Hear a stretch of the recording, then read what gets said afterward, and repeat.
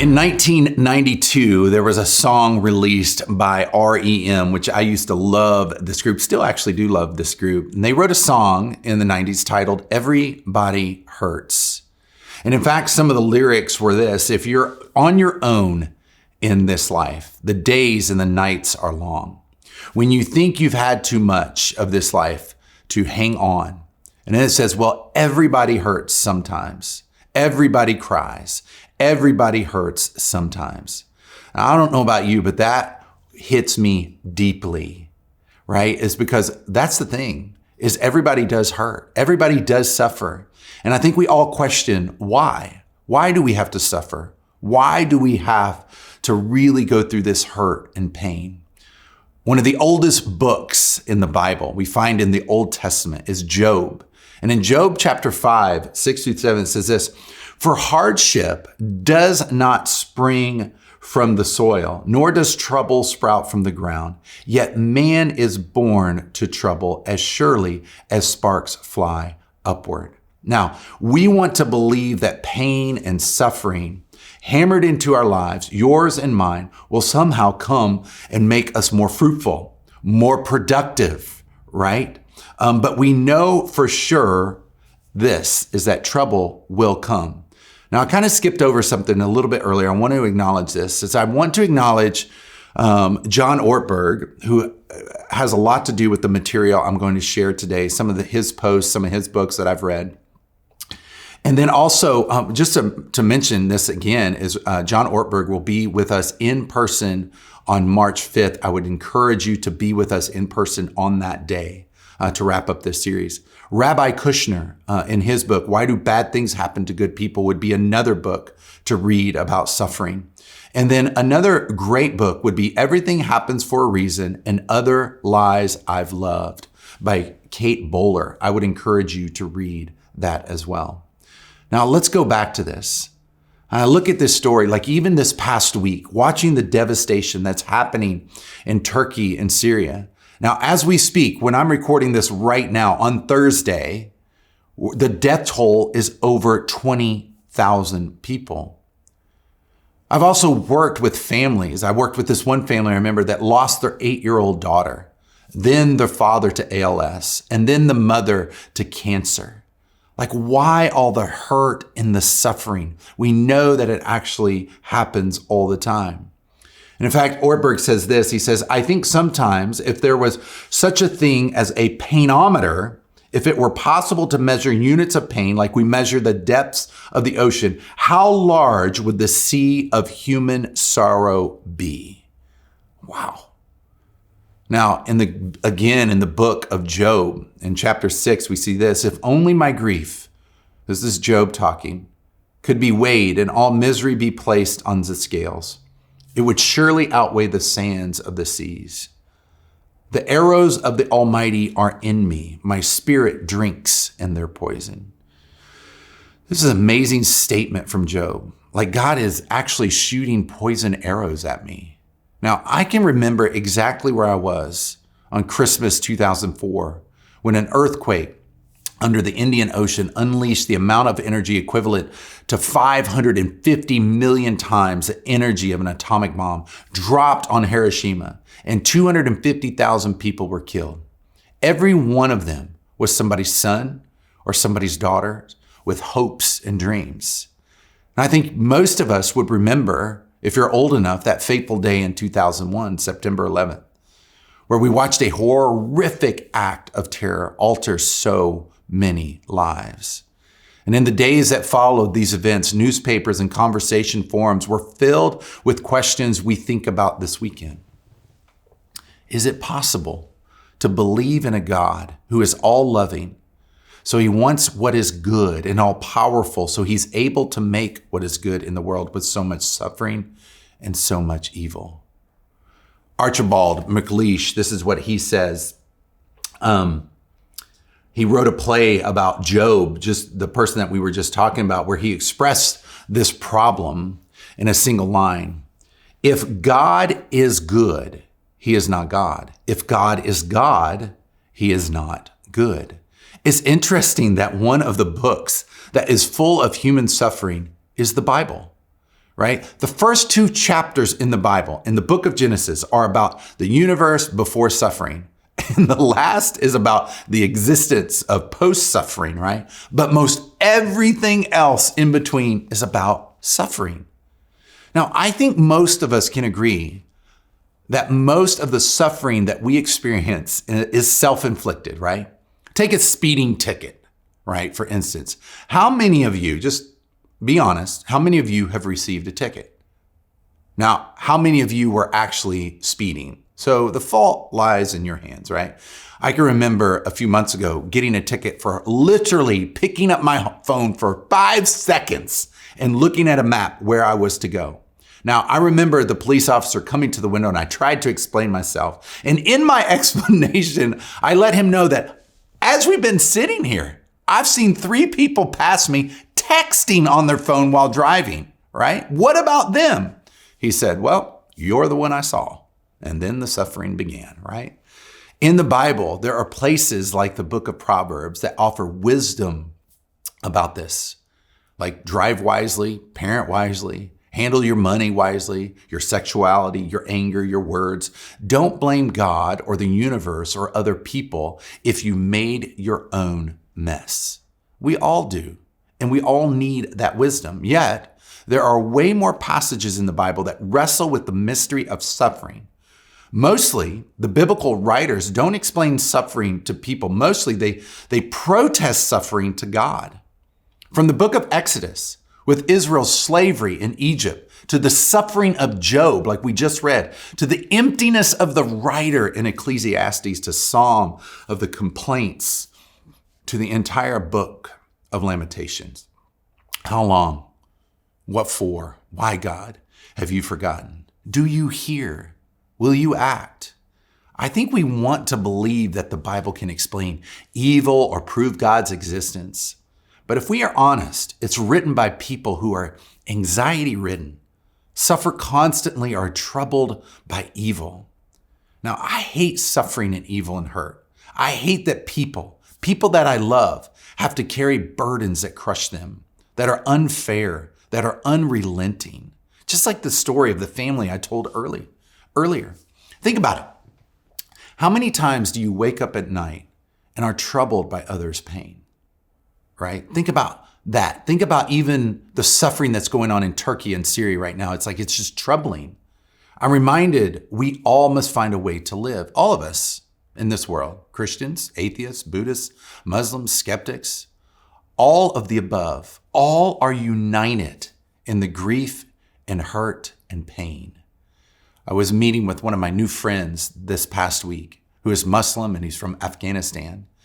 And he was talking to me about all the hurt and the pain that him and his family have experienced. Even the pain that they're continuing to endure. He's the only one here and the rest of his family is in Afghanistan. I've also discovered that there are usually 2 reasons people don't believe in God, right? The first reason is usually this: what will it cost me if I choose to believe in God? If God is real, what does it mean for my life? What does it mean for my family, my career, my existence? What does it mean? That's one reason some people just stay away from God. I believe that this reason is even higher on the list. I can't believe in a God with the existence of pain and suffering and hate. Why did God allow this to happen to my mother? Why is God allowing this suffering that we're seeing in the world, whether it's in Ukraine or it's Turkey or it's Syria or it's in the United States, the division that's happening? Why would God allow that? Is usually a key reason for people not putting their trust and their faith in God. Robert Brown Taylor says most religions are actually born from suffering. A young, very entitled prince named Siddhartha leaves his palace and sees a sick man and an old man and a dead body for the first time in his life and decides to devote himself to the problem of suffering. And Buddhism begins. Think about the scripture. The story of Israel begins with people enslaved and their children being murdered. Christianity begins with the life of Jesus, who was impoverished and tortured. The majority of the Gospels focus on the humiliation and the crucifixion of Jesus. C.S. Lewis, who is a writer, one of the most amazing writers, he wrote this. He said, for many years, his main reason for being an atheist was that the universe was so cruel and so unjust and so unfair. But over time, he came to realize that if atheism were true, there would be no grounds for this complaint. There would be no reason to expect justice in the first place. Deep down, we know there is such thing as justice. There is such thing as fairness, and it is not arbitrary. We are rightly angered when it is violated, and we demand justice, don't we? Ortberg says this, he says, none of this proves that there is a God, but it does show that our outrage at unjust suffering is actually a hard thing for secularism to account for. Secularism sometimes offers the illusion of control. It's kind of ironic because of medicine, technology, and wealth. We have reduced many forms of suffering in our day. We live longer, healthier, cleaner, safer, more educated, and affluent lives. But that very progress often feeds the illusion that we are in control.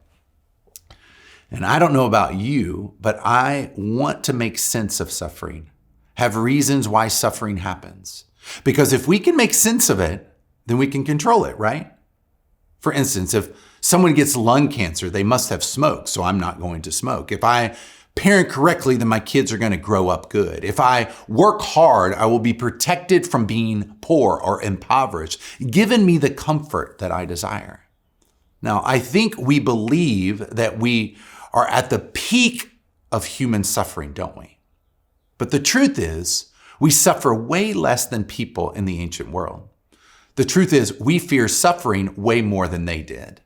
One of the truths is in the ancient world, their worldview, I want you to hang on to that, their worldview was that suffering was inevitable and it had to be embraced. So if your worldview is what you're seeing is suffering is all around us, that 80% of people do not even make it to the age 15, then we know it's inevitable to avoid suffering. That before the 1800s, the average age of living was around 35 to 38 years of age. Think how much time and money now we spend on trying to be healthy or avoiding death, right? One of the great questions you have to ask of any worldview is, what does it have to say to a suffering individual? A worldview void of God says there are those that are lucky and there are those that are not so lucky, and there is no hope. It's just the way things are. A biblical worldview is not void of justice and hope. And I want to just pause because this is what I think. One of the responsibilities, not the main responsibility, but one of the responsibilities that a church should give is actually giving us a worldview. Is that we might not be able to change the lens that we have currently because we've grown up with them. We've taken in opinions of culture. We've been raised by a certain parent group or gone to school, and we've learned all these things. So we have these lenses. And our worldview is maybe something that differs from the worldview that comes from Scripture. My responsibility as a pastor and a leader, your responsibility if you're a follower of Christ, is take on the worldview of Jesus that we get from Scripture, right? So there's a strange thing about suffering, right? From this worldview. There's a strange thing about suffering. Suffering points us beyond ourselves. When we start following Christ, our worldview becomes different when it comes to suffering. It points beyond ourselves. We often try to numb our pain, don't we? Maybe with our career or work, shopping, vacations, comfort foods, forbidden websites, or maybe a few drinks. And this is what Ortberg says. He says, let me find it here. He says, every addiction begins as an escape from pain. Every one of them. And every addiction ends with enslavement to pain. Every one of them. We often try to hide our pain. One of my favorite books about forgiveness is called Forgive and Forget by Lewis Smedes. And this is what Lewis says. He says, we can distinguish between two primary ways of suffering: And this is where suffering and hope begin to intersect. Now, this is key. There's suffering from, and then there's suffering with. We can suffer from something. We can suffer with someone. We suffer from painful events and experiences and losses, large and small. Loss of sleep, or bad traffic, or bad hair days, or divorce, or bankruptcy, or cancer, right? There are things that are done to us out of our control that we suffer from. Then there is suffering that we choose. This is where we stop doing whatever it is that we are doing and listen to the mother who has actually lost that child, or sit in the hospital of someone passing from cancer, or hold someone as they are having that panic attack, knowing full well you can't make it go away. When we choose to do this with someone, to enter into their suffering, something supernatural takes place. The burden that is not theirs to carry alone becomes yours as well. I believe that suffering with and suffering from can be equally the same. When we suffer with someone, it actually brings us closer to what? To the heart of Jesus. Because Jesus understands our suffering. So let's talk about that. The reason we know that Jesus is there with us and understands our suffering is because of the stories we read in the gospel. He suffered with the lepers who were isolated. He suffered with those who lost children. He suffered with those who were caught in the middle of a scandal. He suffered with the doubters. He suffered rejection and mockery on behalf of all sinners, which is me and you. However, the place he most suffered was on the cross, suffering from sin, guilt, and death that we inflicted. Now, here's a question. Maybe today you wonder, in your pain and suffering, or in a world of pain and suffering, where is God? Here's a simple answer. He's right there on the cross, suffering with me and you. Now, I want you to listen to this quote by John Stott in his book about the cross. It's long, so bear with me. I'm going to read this. I could never myself believe in God if it were not the cross. The only God I believe in is the one Nietzsche ridiculed as God on the cross. In the real world of pain, how could one worship a God who was immune to it? I have entered many Buddhist temples in different Asian countries and stood respectfully before the statue of Buddha. His legs crossed, arms folded, eyes closed, the ghost of a smile playing round his mouth, a remote look on his face, detached from the agonies of the world. But each time, after a while, I have had to turn away. And in imagination, I have turned instead to that lonely, twisted, tortured figure on the cross. Nails through his hands and feet, back lacerated, limbs wrenched, brow bleeding from thorn pricks, mouth dry, and intolerably thirsty, plunged into God-forsaken darkness. That is God for me. He laid aside his immunity to pain. He entered our world of flesh and blood and tears and death. He suffered for us. Our sufferings become more manageable in the light of this. There is still a question mark against human suffering, but over it we boldly stamp another mark, the cross that symbolizes divine suffering. Even in the book of Isaiah, in the Old Testament, Isaiah 53 says this, Jesus, he was despised and rejected by mankind, a man of suffering and familiar with pain. Like one from whom people hide their faces, he was despised, and we held him in low esteem. This is one of the greatest myths about Christianity and being a Jesus follower, is that we will not suffer.